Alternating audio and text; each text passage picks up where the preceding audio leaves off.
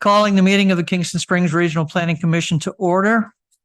Roll call of voting members, Keith Allgood, Tony Thompson, Tony Gross, Here. Mike Hargis, Here. Lauren Hill, here, Mike Patnode, Here. Craig is absent, Marie Spafford, Here. Bob Stoller, Here. non-voting Sharon Armstrong, Here. Peter Camara. Okay, attends at request. We have a quorum. Do I have a motion to approve the minutes from the January 11 meeting? Second. All those in favor say aye. Aye. Opposed? Okay, a motion to approve the February 9 Planning Commission meeting agenda. Second. All in favor say aye. Aye. Those opposed? Okay, at this point, we have community input. Is there anyone who would like to speak to the commission at this time? Okay, please recognize yourself and tell us where you live. I'm Bob Sanders, 225 Woodlands Drive. Y'all may be aware of this. I wanted to make sure you were. Mr. Kitch has been moved to a rehab facility in Bellevue.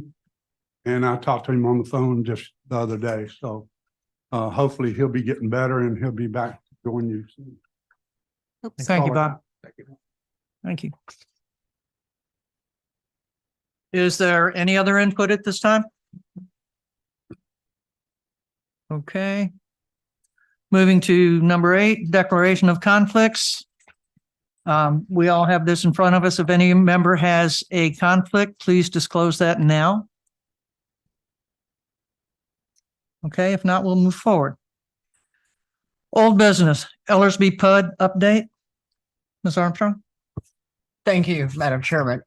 We did receive a final set of plans that the engineer signed off on last week for the grading plan for Ellerslie and the improvements along the ditch line in front of it on West Kingston Springs Road. There were a number of revolutions to that set of plans. I think they were exchanged 9 times in total. The stop work was lifted per the instructions of the Planning Commission. I signed off. The engineer signed off. Work has begun on that area.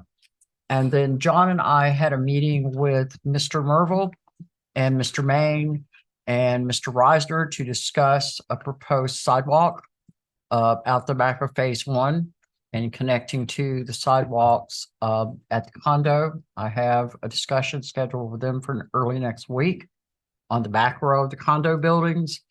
And then if that is successful in that discussion with them, in order to allow them to come out the end of phase 1, connect to the condo, there's just a little short stretch that would be there to connect those two. Then I can speak to Mr. Francis, who owns the rental house next door. And then it's a short stretch to connect those sidewalks if he's willing to donate that right of way to the city for the sidewalk. And then we can connect up to the sidewalks at the end of the commercial strip where Turnbull is. That would give them a walkable path from the subdivision all the way through to downtown. So that's the progress that we made from our end. John, do you have any updates on the other proposed sidewalk location? No, there's no follow-up on that. So that's, I just wanted to give you that update to let you know the stop work had been lifted. We are monitoring the site closely. The stop work was lifted. We went the route of issuing a new permit to incorporate the new plans rather than going back through the old set of plans and the old permit, but it's really close to maturation anyway. And we place restrictions on that. They're very clear in detail about sticking to the subscribed set of plans, calling 811 before you dig. And all of the lots that will be affected by this work, they will have to scope the sewer line to make sure there's no damage to the sewer line for each of the lots that's under development. We also had a conversation with them about any potential plans for the property in the rear. As you know, there is no phase 2 or phase 3 any longer. It's just vacant land.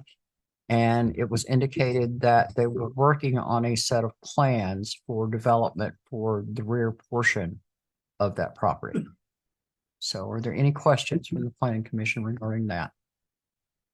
Okay. And then the last item under this, under update, is that their performance bond and their permit would have stopped in a couple of months for their approval. So that's why we informed you that we made the grading permit for the year. Their performance bond and their PUD agreement also expires at a year, which you approved that in March of last year. So on your March agenda next month, you will have to vote on whether or not to extend the performance period for the plan unit development that was approved last year. We kept it on a tight schedule for a reason, so that we did not find ourselves 15 years down the road with the property still under development. So that was my update for this Thank you. particular month. Any further discussion? Okay. GCTN update on maintenance facility proposed site plan. Thank you. If you'll remember back to October, they submitted a site plan that had an in and out driveway Mhm. for that location at the maintenance facility. I spoke to Mr. Hooper by email. They are still working with Ms. Doris in order to come to some agreement for that second entrance, because it will require perpetual agreement between the two. It can't have a time expiration because you're putting hardscape on a parking lot and an entry and maintenance for that. So those plans are still on hold until they can work through that. The city sits ready to entertain it when that agreement comes forward. Okay. Thank you. Discussion of sidewalks from Millersby PUD to downtown Kingston Springs. I think you've kind of touched on that. I did, and at this point, I just wanted to let you know that we will move forward with discussions with the other property owners to see if we can pull that together. It's my understanding from a discussion with the group John and I met with that it should not be a very expensive pursuit to take it through that path. It's shorter and easier to accomplish. We have utilities running in the boundary line of the ditch between Ellerslie and the property next door, the water and sewer.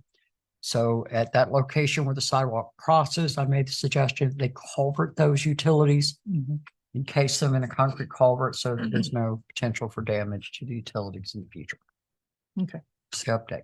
Thank you. Discussion of revision to the zoning ordinance article 3.1 accessory uses. Yes, ma'am. I brought to you last month a suggestion from one of the city commissioners that we explore the expansion of accessory uses in the districts. I have looked at the proposal that was submitted. It would be very difficult to accomplish it with a square footage scale for an individual lot, because every lot has particulars on it that may not be present on another lot. Depending on where the utilities run, sewer line runs, there's just a number of things that come to bear. So the simplest, easiest method to accomplish this, and it's the smaller the lot, the more difficult it is to increase the percentage. Because you have lots in the city that are 0.15 of an acre. So increasing accessory uses on a lot that small is very difficult to do without running into the step tank, the parking spaces, the utilities, or whatever else. So my suggestion would be to bring back to you an increase in percentage of the somewhat zoning district dependent, but also takes into account that there's a wide variation of the lot size in these districts. And we may want to look at establishing something for, as we did for the keeping of animals on 3 acres or more, or something of that nature, that we may want to look at it from that perspective. So I've been working on that over the last month and hope to have something to you in draft form by the next meeting. We also have to be cognizant that it affects other areas of the zoning ordinance, like lot coverage in a district. It also affects existing private covenants and restrictions, or HOA restrictions, that may be in place. And we'd have to be able to draft it in such a way that we don't come into conflict. While we don't enforce those, we're not allowed to issue a permit in conflict with them. As an example, in the Woodlands, accessory uses in buildings are restricted to 900 square feet, period. Regardless of the size of your lot, that's just the covenants and restrictions that were placed on them, and they are perpetual. They may not be enforced by the residents, but they're still in place, and until they remove them, we're stuck with those perimeters.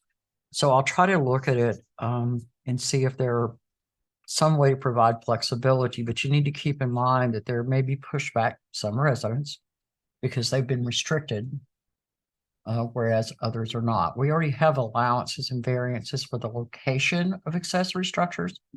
If you have severe topography or some other issue that's tied to the land, then the Board of Zoning Appeals can give you a variance to locate it in the side yard or some other place if you simply can't place it. But those are not tied to the preference of the property owner, they're tied to the circumstances of the land.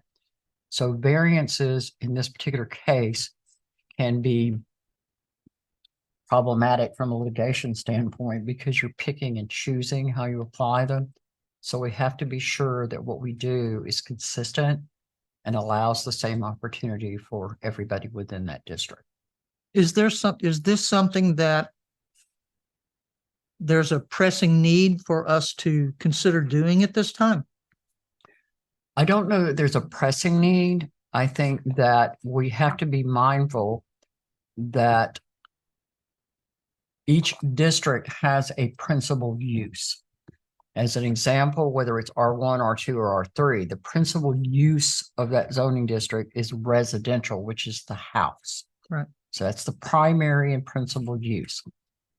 All planning and zoning regulations are based on a dictionary that's dedicated solely to land use, which is Right. Black's Law. Right. That's the dictionary that's the basis of zoning. So while there's not a pressing issue, as we see people want to use more and more of their property, we have to keep them below the superior use, which is residential in a residential area. We also have to look at lot coverage, which is there to make sure that there's sufficient room to accommodate the other uses, the sewer, the step tank, the parking spaces, the driveway. So the district lot coverage restrictions are a percentage.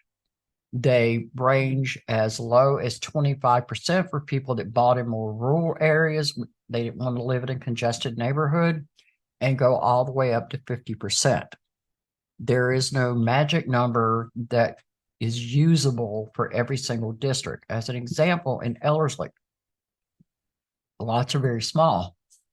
So they're zoned R3. So if we were to say, well, you can build out for accessory use 70% on your lot in Ellerslie, you might get a 6x4 building because the lots are so small.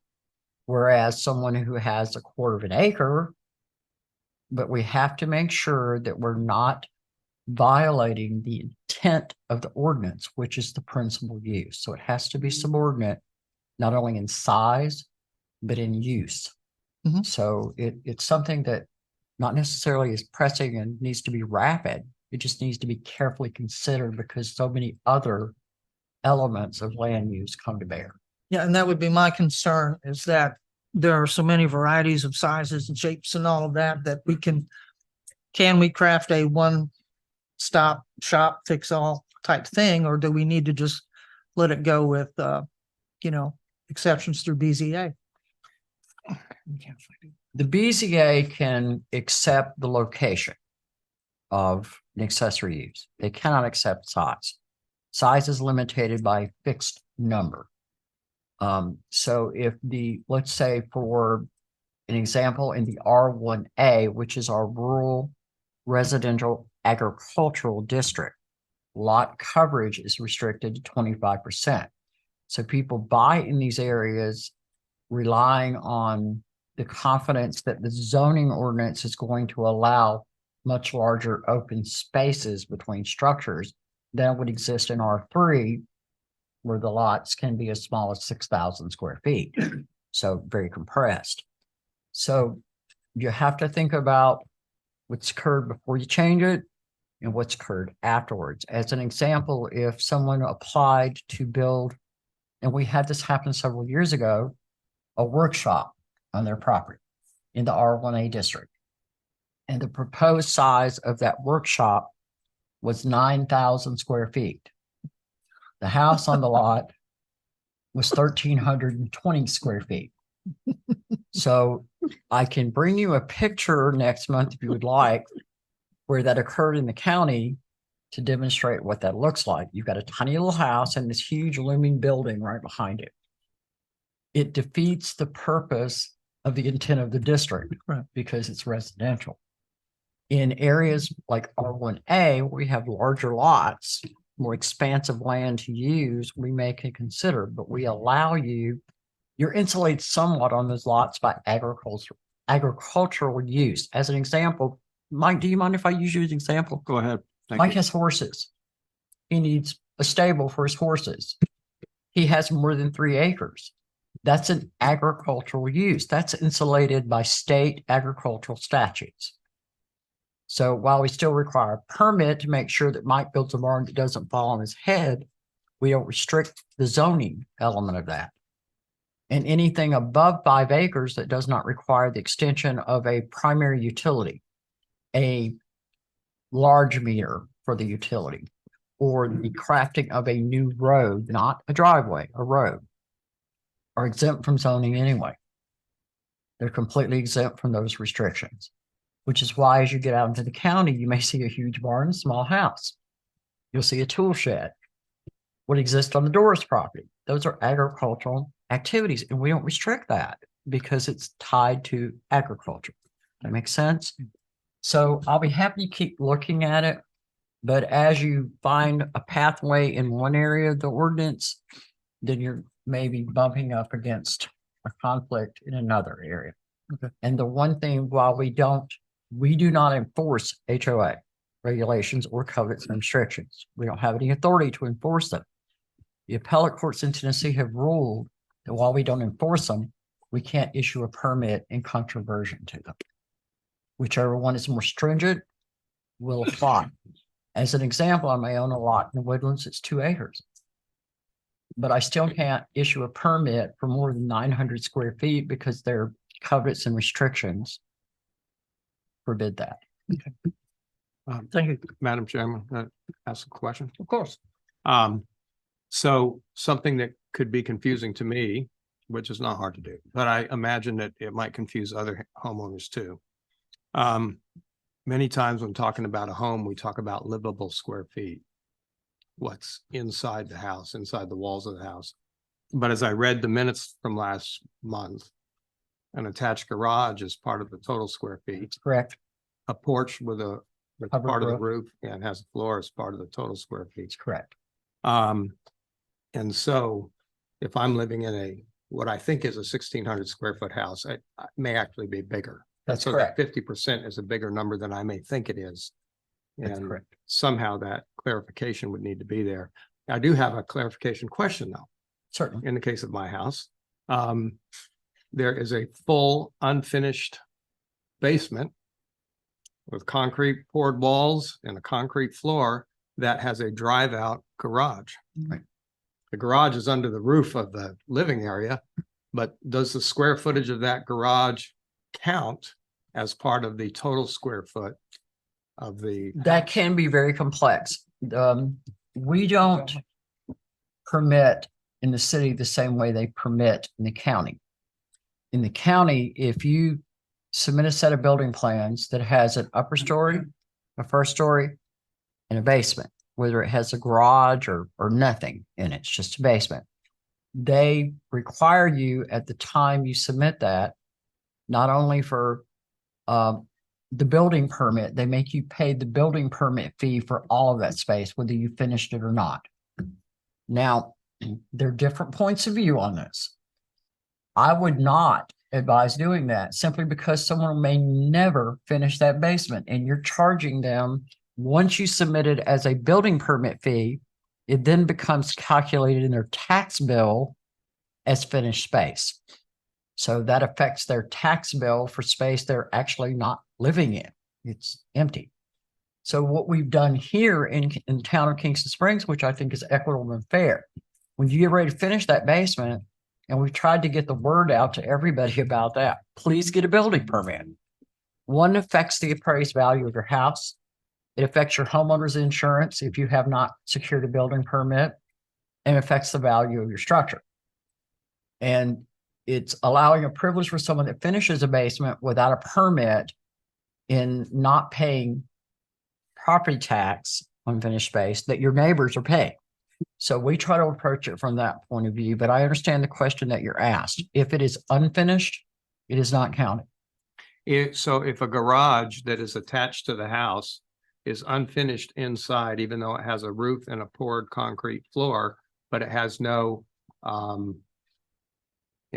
special duct work inside. They're not required to be heated and cooled. That's another designation for an attached garage. Okay, An attached garage, we don't make those distinctions. Those distinctions are made by the property assessor. So if you have a garage space on your tax bill and it says garage finished, a okay, little, an acronym, okay, that means it's been drywalled. It's not Okay. counted as living space, so we don't charge you adequate facilities tax on it because you're Okay. not living in the garage. But when we calculate for accessory use, we count that space as part of the principal as part structure. of the building structure. Okay, So if you have an unfinished basement, nothing's ever been done down there. It's just raw studs, right? Yeah. Concrete floor. If it's not assessed as finished, even though it's a drive out garage or whatever it is, it can't be calculated and as part counted. of the total square feet. That's correct. Okay. So it creates a lot of confusion, but we are distinct from what the property assessor says, but we try to give every benefit to everyone that we can under the current regulations. And some of those are outside the control of the city because it's a designation on taxation, on adequate facilities tax, both in the county and the city. And it has a huge impact on your homeowner's insurance and your mortgage and the appraised value of your house. So I hope that helps to explain some of it. Yeah. The language is difficult, somewhat difficult to decipher sometimes. We try to give every benefit that we can in accommodating that. Okay, thank you. You're welcome. Any other questions or input? Thank you. 9E, Roy B. McPherson, The Willows, 129 East Kingston Springs Road, consideration of staff recommendation to deny renewal of the PUD plans. If you'll remember the last time we visited this, we were in the discussion for the core drilling sites on this property for the fill that was installed in excess of the permit and for some of the materials that staff observed on site that are not permissible, construction waste and other things. Mr. McPherson is at a point where his PUD is about to expire. As a matter of fact, it expires at the end of this month, the PUD plans that you approved. So if I can ask for your discretion and tolerance and give you a brief update of what's occurred since you approved the core drill site and that process, and then we'll get into the discussion of the PUD briefly. I asked for and received an update from Mr. McPherson on the progress that has been made since the planning commission approved the core drilling sites. And what I got back was a response that said that the sites as approved were drilled. 50% of the drills failed because they used cardboard tube in order to collect the samples for compaction. And for those of you who've never been on a construction site, when fill has been placed on site and compacted, whether appropriately or inappropriately, which is what we're trying to establish, was it compacted sufficiently that it could support development, parking lots, structures? When you use cardboard, it encounters rock, it crushes the tube, so it's useless. They also said the lab tests were done and they identified a term that I'm not used to in a lab report for inorganic compounds, perimeters. I don't know what perimeters are, so I've asked them to clarify that. They state that they are about ready to submit their reports, that they are being reviewed by the owner and by advisors of the owner. So staff recommendation is real simple. We asked for 13 locations for compaction. They were not arbitrarily selected.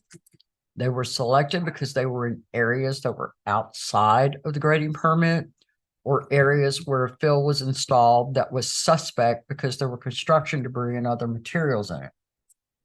The requirement for the city is that when this is done, we have sufficient evidence provided by the developer that the site as filled will not present a hazard to future construction on the property. So the failure of 50% of the samples that we asked for a reason is insufficient, in my opinion, to provide a cogent report. Because the areas that failed are in areas where we have particular concerns. So with the planning commission's consent, I would like to go back to the developer at this point and his team and tell them. The first time we went through this process, if you'll remember, about 6 years ago now, those drills were done with almost the same equipment that a well. Hard case steel, driven into the ground with a bag inside of it that collects the sample as it's cored, as it comes out of the ground, in order to test the compaction. What we're looking for is safety in the degree of compaction. For the lab report, I'm uninterested in what perimeters they chose to use. What I'm interested in is what did you put in the ground? Because if you'll remember the lab report from 5 years ago, there were carcinogenics, there was lead, there was mercury, there were other compounds that can poison your drinking water. The lab test, after they removed all that fill, and some of those chemicals barely survived the tolerance rate for what's allowed in the soil. So I am asking for permission and consent from the planning commission to go back to them and tell them that those core tests are insufficient to meet what you approved on those site locations based on staff recommendation, mine and the engineers, of where we needed those samples collected in order to assure the stability of the ground and in order to determine what's in dirt. But that's where I left it. So we need to A make a motion. motion to approve? But I mean, on a further level, this was a discussion too on the idea of denying the renewal of the PUD. That's correct. And so, We need to split these two babies apart. One is an enforcement mechanism, which Yeah. is the collection and the lab reports for the soil and what's been done. Regardless of the status of approval of the plan unit development or they still not, have to do this. this is an enforcement effort, so it's separate from that. So I understand what the mayor is saying, but we need to consider them separately. And really, Mayor, from an enforcement standpoint or an approval standpoint, one really has no bearing on the other. The core drilling and the lab reports are going to be required, whether the Whether it's done project or not. goes forward or not. Okay. I make a motion that we give the planner a Approval. approval to address Required. the core drill sites with the developer. Second. We have a motion and a second. Any other discussion? All those in favor say aye. Aye. Opposed? Motion carries. Thank you. And as a second part of this, we had a great deal of discussion in the last meeting that this was on the agenda as to the willingness of the developer to move forward. And staff's frustration with the lack of progress towards the development. The number of times we've had to intercede in order to try to obtain that. So the planned unit development agreement has never been completed because we haven't gotten to that point yet. Because we have to keep backtracking for enforcement issues. But the plans themselves, if you'll remember, they were submitted in 2013, withdrawn, submitted again in 16, withdrawn, submitted again in 18 and approved. Then there was a change again in 2020. So we're on our fourth set of plans on this project. It has a expiration date under the statutes in your ordinance. That expiration date is there for a reason. Your ordinance states that if no progress towards the construction of the utilities or the development is made in 12 months, approval is void. There is a colloquial that you can reconsider it, which is the reason I have this on the agenda. So if you have questions, I'll be happy to entertain them. Staff recommendation would be not to approve. I mean, that's where I am. Gone on long enough. Yeah. So if we don't approve the extension, then what happens to the? By property? default, will it then? No, the property will not just sit there. As I said, the core drill, stability of that, cleaning up at the mess is an enforcement action. Right, That will continue regardless. regardless. Okay. That's why I separated these two discussions into two different topics. Where we are now, the city, more than a year ago, granted approval, filed the application with TDOT to drill under the road. To say that gaining the performance bond and the other items necessary to cause that to happen has been a challenge would be an understatement. And then in the midst of all of this, with that laying on the line, we have a developer who has yet once again violated very specific written, reminded over and over again, restrictions on that grading permit. And cause things to happen, which increases the cost to the city for enforcement activity, engineering review, time before this body.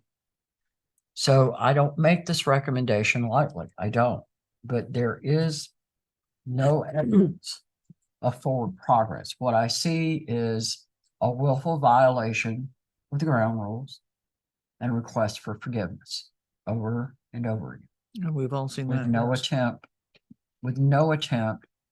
had this developer not gone through this process 4 years ago, expended a tremendous amount of time and money to correct this deficiency the first time, and then done it again, I might take a different recommendation, but it's a willful violation. So I guess what I'm missing Understand. is, yes, he has to do the core drills for the purpose you stated, And correct whatever deficiencies exist. beside the point. Regardless of the PUD being approved or not, That is correct. And so if the. PUD because is- of the and damage to the environment. Right, so if the PUD is disapproved, Well, there's no PUD yet. We never even got to the Just a PUD. PUD permit. agreement. just the PUD. permit. Just the plan set was submitted. So what does what are his obligations if we don't? If we don't. If you do not approve if you do not renew the approval Right, of the plan sets, Right. which have expired, right, then his obligations are still to clean up that site, stabilize the ground, okay, and remove anything that creates an issue for the water or the soil that is a hazard to this community. and then he can own it in that state indefinitely? He can own it, he can sell it, he can do whatever. At one point, there was an attempt to market the property with an improved plan unit development on it that had not been approved. There is still a solicitation sign for rock and dirt, even though we're under a stop on the site. But my point being, we have cooperated, encouraged. Right now, it's just a tremendous amount of staff time in a revolving conversation that is ongoing with no forward movement. Okay, thank you. Any further discussion? So if he can sell it, he cannot come back. If we disapprove it, he cannot come back and ask for another one. No, he cannot. At this point, anybody can file anything in front of the planning commission and request. But given the history of the development of this property so far, the comments that would be most relevant is there's a whole lot of energy being expended on pushing dirt, pushing things around and burying them with absolutely no goal in sight. None. So at this point, it's a huge demand on your staff resources. Okay. And it's not bearing any fruit for both the engineer and planner Thank you. and the city manager. Thank you. Do we have a motion? Well, I think that this is just a discussion, is it not? Or we would have a No, it's motion? on your We need a agenda motion. for, I mean, but it's as a discussion on the, right? well, it's consideration of staff Recommendation, recommendation. okay, I to guess so. deny. Yeah. I mean, I put it in as clear. Okay, yeah, I language guess as so. could. Okay. My bad. So I misread actually that. included the staff recommendation for a motion in the item on the agenda. But I'm confused. Is there a PUD agreement that's in place now or not? There is not. He never completed the steps necessary. Just to the put plans. PUD agreement. It's the Okay. plan set that was approved and it has a sunset, an expiration date that is expired. Okay. In order So for him If to he do, wanted to fix what needs fixing and resubmit a plan for approval, he could do that. he could. Yeah. My recommendation would probably remain the same. All right, well, I make a motion that we deny renewal of the PUD plans for the Willows. Well, again, the question is there a PUD plan? There isn't, is there? The PUD Plan Plan. Development Plan set was approved by the Planning Commission. Okay. The PUD That's about to agreement, expire. which is But the, there's no PUD agreement. there's no PUD agreement because he hasn't taken the steps necessary to get to that stage. Okay. So the plans are expired. He requested a renewal. Staff recommendation is not to renew them because he does not meet the circumstances under your ordinances and regulations to renew it. There's been no forward progress.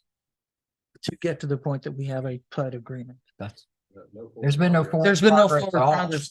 Yeah, He hasn't been willing to do what he's We're got taking, to have any more progress. correct. the Correct. clearest way I can state this is we're taking 3 steps back, 1 step forward, 3 steps back, 1 step forward, and we end up in the same place every single time. At the tail end of an enforcement action, which is very time consumptive. While we're trying to move a project forward without any cooperation. I mean, this is a project I was optimistic about, honestly. I thought it would have been a great addition to the town. And I mean, I think the intent was great, but I mean, it's drug on and on and on and on and on. And I don't feel like the town has been. What we're there's observing- been no sincerity on from his point of view to the town, so. Well, what we're There's a motion. observing, to help you understand the picture that staff is seeing. When we go on this site, all of the activity that's taking place with the grading and the deposition of fill and all this are actually in controversion to the plan set that's been approved. It's almost like if I turned a toddler loose with a bulldozer, it's not going anywhere. It's ending up in the wrong place, in the wrong way. It's not being properly done. So the foundation, it's like any other house. Most important part of that house is the foundation and the roof. The foundation has been pushed around now for 13 years. It's time to stop. Any other discussion? So we have a motion and a second. All those in favor say aye. Aye. Opposed? Motion carries. Thank you. Okay, moving to new business. Excuse me. Concept review of 120 Petro Road, inquiry, the warehouse and printing company location property is zone C2 Highway Commercial District. Project would require rezoning to I1 light industrial use. Thank you, Madam Chairman. I don't know if Mr. Cashman is here. He is not. Okay. This is a person who is a realtor. He does not own the property. He expanded this. No, I believe this is the one that was just 120 Petro Road. As you're aware of where that's located, it's right behind Dr. Shu's veterinarian office and in between there and the Punjabi on Petro Road. The proposal, I discussed with Mr. Cashman at length. The proposal is to put in a 16,000 square foot warehouse, single story, 3,500 square foot office space on that lot for the relocation of an existing global label printing industrial operation that is currently in Nashville. I explained to Mr. Cushman or Mr. Cashman, that this would require rezone because it's currently zone C2, Highway Service District. And in the rezoning of this property, industrial property, unlike commercial property, has a 50% lot coverage restriction. And the mindset and the rationale for restricting the lot coverage on an industrial operation to 50% is to ensure that it's buffered from commercial uses, residential uses, all of those sorts of things. That's the reason that limitation exists. So if this were to be rezoned to, and I've explained that to the applicant, to I-1, this project would not fit. We do not allow the primary use of storage within the C2 district. It can be an ancillary use to the primary use of commercial. I'll give you an example. If I wanted to have a small wood shop where I built furniture, and that was the primary function of that, it's like manufacturing, fits within C2, and I only needed to store furniture long enough in the warehouse area, subordinate to the manufacturing process, to deliver it to my client, then that is an acceptable use. But when my primary use is the storage of 16,500 square feet of warehouse space with printing process machines that are industrial in nature, it's industrially zoned where it is now in Nashville. And Nashville is trying to redevelop a fair amount of their industrial area, and people are seeking a place to go. So staff's opinion so far, this project will not fit on this lot if it's rezoned. It would have to be greatly reduced in scale. It still would not overcome the fact that the primary proposed use is storage warehousing, which is truck traffic, so it's located almost at the intersection of Ivan Hills and Petro Road. And like with many other proposals that we've seen, surviving a traffic study would be somewhat difficult. This is a globally distributing printing company. They distribute all over the world, where there's a great deal of truck traffic. I reviewed the site where they're currently located. There are a number of dock stations in that warehouse, which implies there's a number of semis that come in and out of there every day. And I just don't know, given the short stretch to Liven Hills Road, how you're going to swing those in and out, and it won't fit on the lot and allow for semi-traffic to come in and out and turn around. It's a very small lot. So my recommendation to them was that this would not be the best use of this property, that it would remove a commercial lot out of the mix for the town, and that the restriction of 50% lot coverage would not allow for it to impact. So even after delivering all that information, the applicant wanted, you don't vote on this. They just wanted feedback. So much as we've done with multiple other projects, just go around the room and ask what your thoughts are. And there is included in your packet kind of a little drawing. That's all they're required to submit at the stage. Just a little picture drawing. But as it's proposed here, you can't get it on the lot. If you reduce it in size to 50% of this, it still doesn't take into account how you get those trucks in and out of there, and how you accommodate the step tank, parking spaces for employees, all those other things that have to be taken into consideration. This lot is simply just too small to accommodate chiefs. So if I may, Madam Chairman, Sure. Mr. Stoller, your thoughts? I think we discussed this last time, right? I told you it would be coming, and he filed the formal application. So my stand is not to exceed 50%. And this is not gonna be able to do.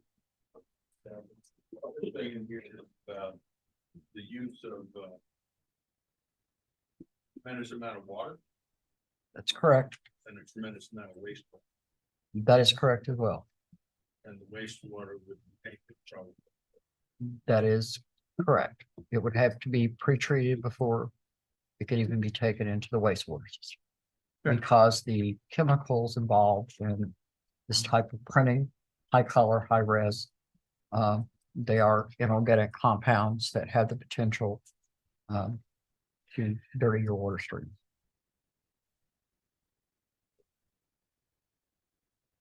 Mr. Allgood.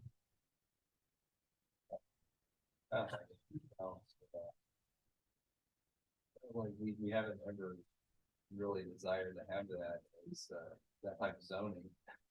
And so, I mean, for this to go in and the plan doesn't meet the needs for that type of zoning, that's definitely something for us, a red flag.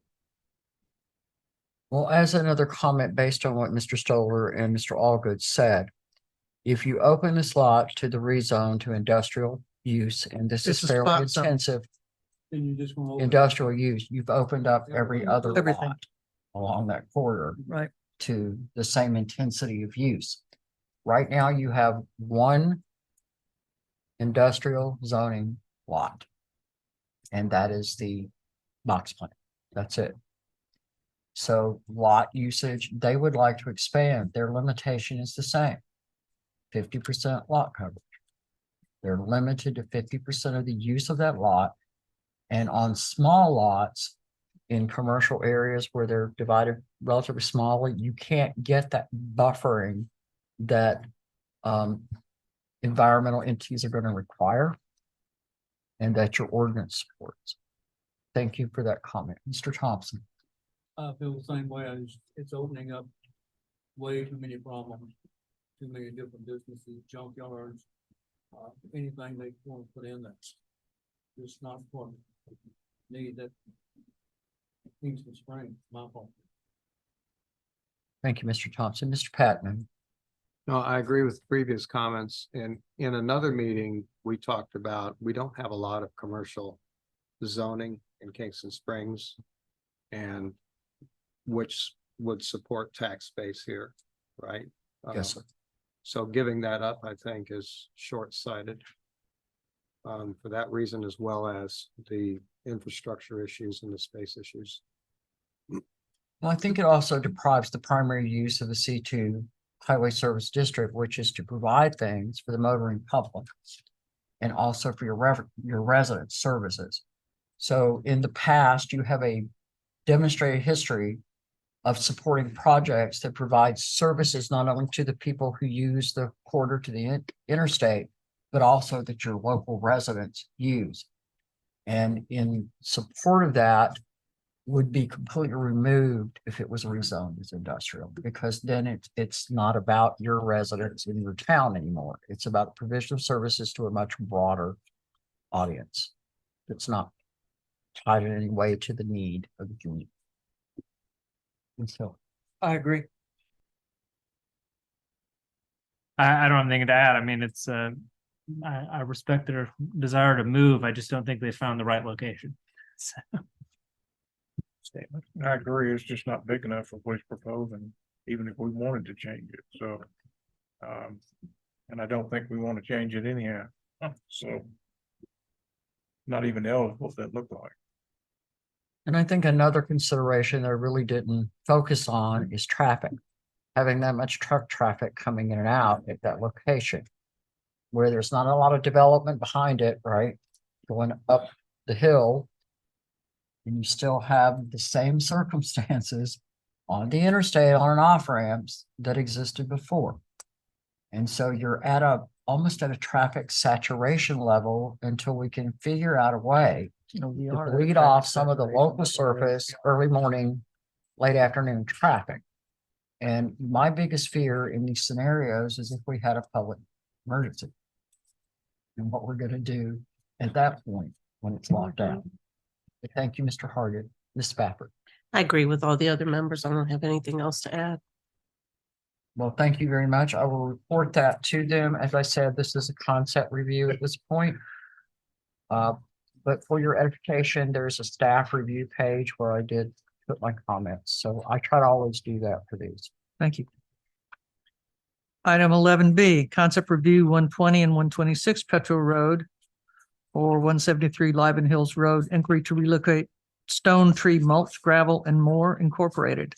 Would also require rezoning to I1, light industrial use. Thank you very much. This is a proposal to look at 3 separate lots in Kingston Springs. Again, this is a company that currently exists in Nashville, in the area that Nashville is seeking to redevelop. And I don't know, are you guys here? Okay.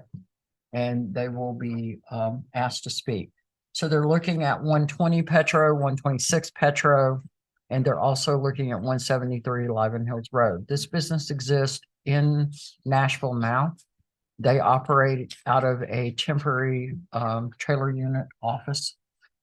There, they provide landscaping material, big rocks, that sort of thing.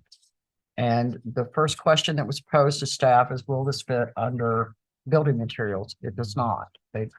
These are landscaping materials. It's mulch and rock and gravel and that sort of thing.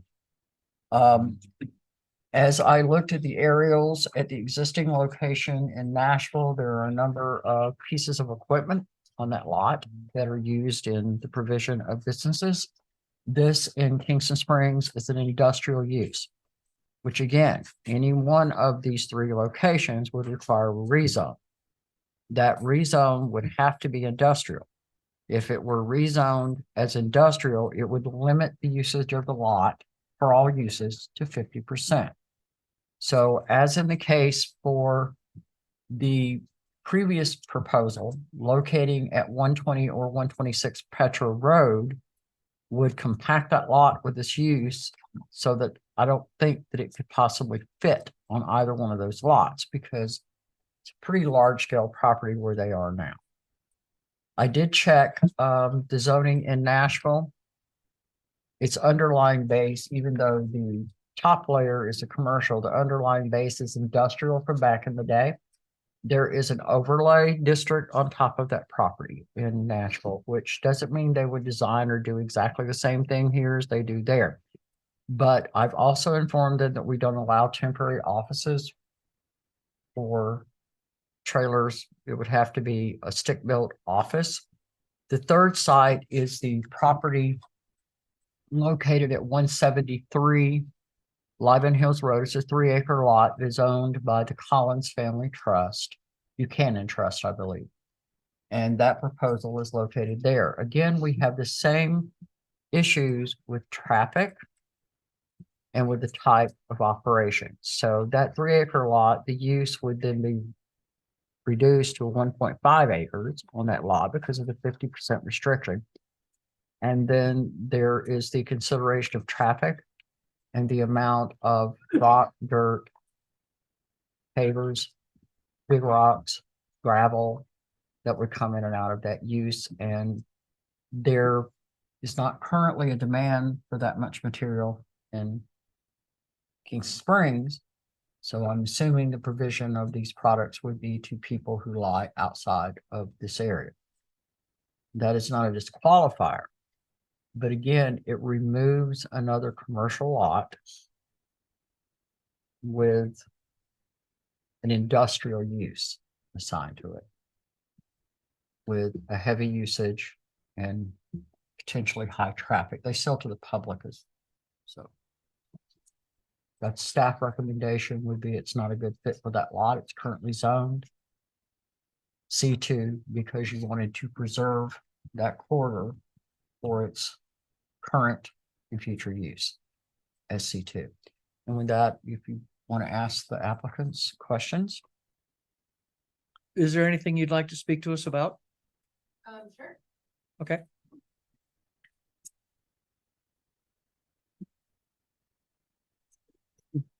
So we've been in Bellevue. Give us your name, please. Melissa Raver, Thank you. Stone Tree. We've been in Bellevue for 10 years and we own our property. We own that corner lot. And as we have grown, we've recently discovered that at least 25% of our customers come out of Cheatham County. We live in Pegram. We are on this side of town 2 to 3 times a day. And we would love our sales tax to go into Cheatham County, not Davidson County, because Majority of our customers are coming from Dixon and Cheatham, and yes, we're in Nashville, yes, we're in East Nashville, but we're looking to expand and grow and be able to continue what we're doing.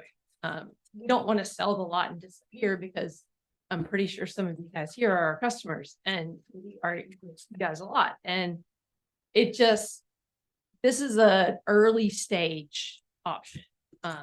One, does Kingston Springs want us?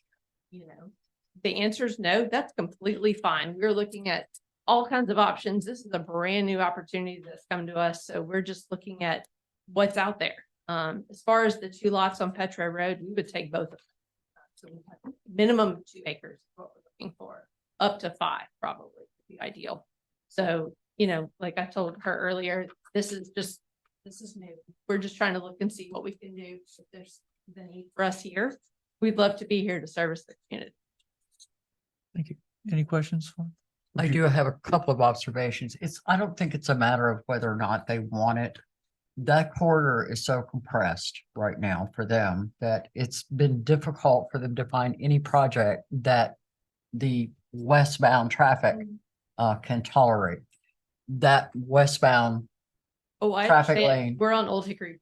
and It's a what death trap every happens, day now. right, what happens to them in their particular situation, one is rated an F. There is zero potential to widen Liven Hills Road. It's bound by sidewalks on both sides. The state has zero plans to do any improvements along that corridor. So what happens here, from my perspective, and as I explained to you, traffic is a huge issue here. My secondary primary concern is emergency response. The exit at Kingston Springs, just taking I-40 across the state into account, has the highest accident rate of any exit in the state. This is a very small town with very short corridor, very short stacking availability. And we had an incident several years ago that had it happened in peak hour traffic, we could not have pole vaulted an ambulance to the location. There's just no place. So we work with the state in order to try to find a solution to this. I think it would be fair to say they weren't real receptive to our idea. The city manager and I proposed to them that we might try looking behind Liven Hills Road to try to find a single lane on one side and a single lane on the other side that might bleed off some of the local surface traffic. But when there's a wreck, everybody takes 70 as a workaround. Well, then the interstate backs up, 70 backs up, and if you're in the middle of that with no stacking availability, your emergency services cannot navigate that, which creates for the people on the other side of Liven Hills Road, there are multiple subdivisions back there, a risk. And it's one of the reasons why their insurance is probably a little higher than it is in other places. So their concern is not necessarily the business. I believe that all development can be accomplished, but it needs to be in the right environment. And for this environment, they already have a pressure cooker situation in that area that this would contribute to because of the amount of traffic. You want your business to be successful. If you're successful, that's contributing kind of more to the same issues that they already have. They have very few commercial availabilities in this town, and that corridor was reserved for that purpose for a reason. It's to help them offset the cost of the services they provide for water, sewer, all the other things that they're required to provide. So I don't think it's a reluctance on their part to want someone in the community. It's whether or not the land can actually tolerate and the traffic grid can tolerate the use proposed. I understand, and that's why we're here. Just that I wanted to get educated and learn and get feedback. And we thank you for coming. We really Thank do. Does anyone else have comments or questions? What type of volume of business would you expect? So we are probably 50% homeowner, 50% contractor. I've been trying to get numbers of foot traffic that we get in the yard. I would say 50% of what we do are deliveries. So there are trucks that are going out. They're not necessarily people coming in. Now spring is busier than winter, of course, but I averaged it out to about 25 cars a day. We did a full year, 6 days a week. So That's what I came up with. It's limited information. It's going off of what I've done.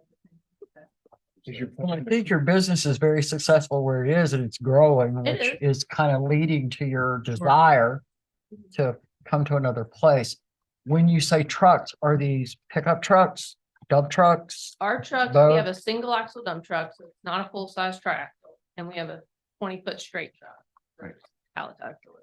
And how many deliveries, if you don't mind me asking, how many deliveries do your trucks make? The flatbed goes out 3 times a day, 2 to 3 times, and then the dump truck goes out 5 to 7, depending on where we're going. I How many think, trucks do you have coming in, picking up stuff from contractors and stuff? Contractors, that's where I was saying maybe 25 a day, we get foot traffic on the yard as an average.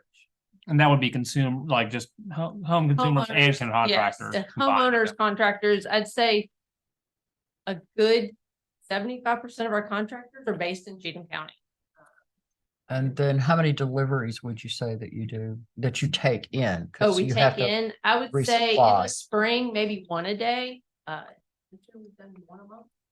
So it's just, it's the nature of the business. Right. It's seasonal. We- March, April, May is always busy. I completely understand. What type of trucks are those? They're semis. They're either semi flatbeds or semi roll off trucks for the mulch. So Exactly, where is this? At Bellevue. we're at the intersection of I-40 and Old Hickory and Bellevue. No, what is So, No. the proposed location, The- can- John, can we Petro pull up a Road. map or can we? On Petro, Petro Road? Oh, okay, no, we don't, it takes too long. One to of get them's in, on right? Petro and then one of the pros is on Liven Hills. Where is this one? It's the 173 Liven Hills Road. If you, the roadway and the area past the roadway, that 3 acres that's owned by the Buchanans, that's the location. So it's literally Just almost bu- on just- top of the on-ramp to I-40. It's to the right of Thornton's. If you're It's- standing and looking at the box factory, Uh-huh. it's to your left in that curve. Oh, okay, okay. Oh, Okay. okay. So that's across from the vet hospital. Yeah. Okay. Behind the box factory, Right, back up, well, back up that hill. Next to, yes. Yeah. Yeah, Yes. next to it. And how big is that lot? it's a 173 is about, I think it's 2.97 acres. And that's C2 as For well. that huh? one, but the use of the lot would be restricted if it went industrial to half of whatever that size is. Are you planning on closing your current location and relocating or your additional location? We're looking at both. Okay. We haven't totally decided. Like I said, now that we own the property, we're just looking at what our options are. Mm-hmm. There's been a few changes in our industry in Nashville, and we're just trying to see what we can take advantage of. And I think it's Melissa and I talked back into, I think the biggest challenge for this business with that amount of foot delivery and truck traffic, and particularly if you expand and you grow and people start coming in from Dixon and other places, not just from Cheatham, is overcoming the traffic volume that we can't. When there's a wreck, they can't absorb anything at this I point. understand. So that's a gonna wreck. be. Once a week in front of our yard. And then beyond that, and I don't say this in a negative way, and I don't want to insult anybody's relatives, but how long somebody sits at a red light is really not my concern from a planning perspective, although you try to work those things through. My concern is if something happens on that corner at a particular time of day, we are going to run into an issue when the ambulance can't roll, the fire truck can't move. And that is an undesirable circumstance. And the more we contribute to that, the more likely that is to happen. So until they find a workaround to bleed some of that traffic off, development's going to be really difficult in that area. And we don't have the availability. As an example, when they put the Lowe's distribution center in the tiny little town of Coopertown, the state widened the on-ramps to the interstate. They had enough working room to time those red lights to be able to accommodate all that truck traffic because it's a big distribution center. And then they put another turnout going to the interstate in one direction all the way over. when they did the Thorntons in Nashville or exit 82, they did the same thing. They brought the trucks out, a totally separate exit from the cars, brought them to an intersection, and then took them back on a totally separate on to the interstate there to accommodate that traffic. We don't have any room is the problem to build something of that, nor does TDOT have any interest in doing it. So we just have a physical barrier with the land available, and we have a lack of funding, state level, to make those improvements that we need. So at this point, the only workaround we could find is try to get a couple of local surface lanes to bleed some of that traffic off, because our schools, as you know, lie on Kingston Springs Road, which tees into that. So in the event of a problem, it's problematic. Any other questions or comments at this time? Thank you very much. Thank you. Okay. Any other discussion? If not, motion to adjourn? Second. Sorry, Uh, comment. We have 3 more proposals for that area that will be coming to you next month. One of them is a salvage and junkyard. Okay, based The on, other one is I'll a read about that. proposal to store confiscated, repossessed and wrecked vehicles. proposals coming for And next month, junkyard, broken cars, and what was the third one? the second one was confiscated, where the police have confiscated a car, or it's been wrecked, or it's been repoed, a storage lot for those. And then the last proposal, Mr. Collins, who owns 173 Liven Hills Road, is proposing a business for business incubation with a warehouse at the back of each of the businesses. So just giving you a heads up. Thank All I you. had. Okay, we've had a motion and a second to adjourn. All those in favor say aye. Aye. Opposed? Meeting adjourned.